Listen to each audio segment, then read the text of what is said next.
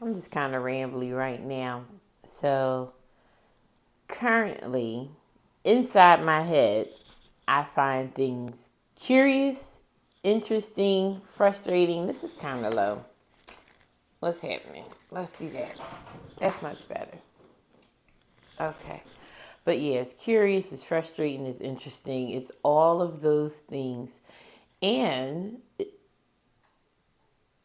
it's our thoughts and emotions are so very, very, very connected. So much so that while I'm not particularly emotional, I'm sensing emotions and I'm able to tell they're there because of the thoughts connected with them.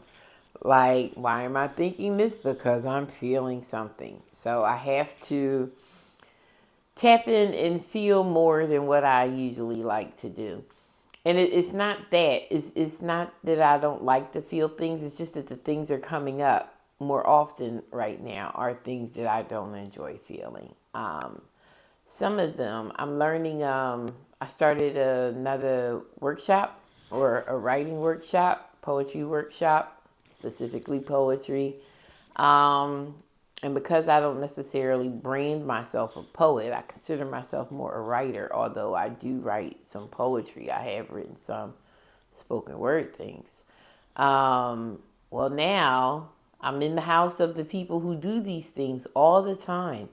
And there is a lot to learn. There is a learning curve. And honey, you ever see one of them skateboard things where they go down there? Like, can you imagine trying to climb up one of them? And that's what it feels like in my head. Like, I'll make so much progress and then I hear something else and it's swoop right back down to the bottom.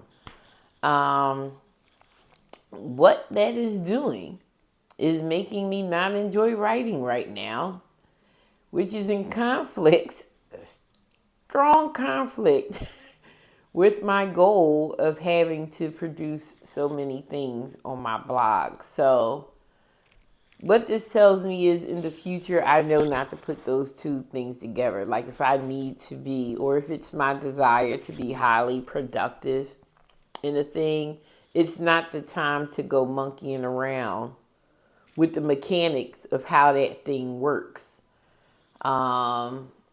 Because it's going to slow stuff down. There's new information getting added, and my brain hasn't quite got all the marbles where they need to be. And also, some of the marbles that's been where they've been a long time ain't moving that easy. So I got to make some space up here. And one of the things that I'm gifting to myself to do it is to lean back into my crocheting. I haven't shared a project in a little while. This is my current blankie I'm making for my granddaughter. Now, this is what's funny about this, right? This was supposed to be a corner to corner blanket. So you start at one corner and work it out and go back in. So your square looks more diamond shaped, or your lines are slanted. But as with lots of things that I do, I heard a little bit, the first little bit of how to do, and went off on my own. And guess what I missed? Guess the part I missed? How to make it small again. So I realized, though, that I was way off on the pattern somewhere around this area. And it was like, oh shit, I don't know how to make this any smaller. So I was like, well, I bought 4 balls of yarn. We'll just do 2 balls on this side. So that's what I did. Just as like 2 balls of the little yarn out. So when I finished it though, I said, well, I could just make a triangle because two triangles is a square. 2 triangles is a square. So I figured I could just, the flat side, I could start making a new triangle. And that's what I did. And it worked out for a little bit. It actually worked out pretty good. I'll tell you where it went left is because I didn't center it. I didn't have it completely centered. And now I got, like, my top triangle is not centered completely over the bottom triangle. And I think I'm going to end up having to add, I don't know what I'm going to do.